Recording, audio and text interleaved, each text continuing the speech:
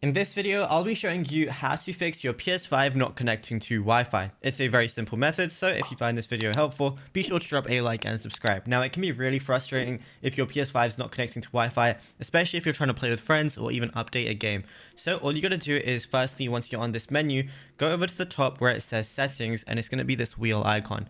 Go ahead and click on it. Then you just want to go to network, which is honestly the first option that comes up whenever you click on settings. So just go ahead and click on that. Right now I'm connected, but if it shows that you're not connected, all you want to do is go to settings on the left and then go to setup internet connection. Also, just make sure that this is toggled on where it says connect to the internet. So there's a few different things you could do. If you have an Ethernet, you can connect to that and it'd be wired LAN, which it basically means a LAN cable, which is your Ethernet cable connected straight into your PS5. But if you're using like wireless, you can just use any of your networks that are here.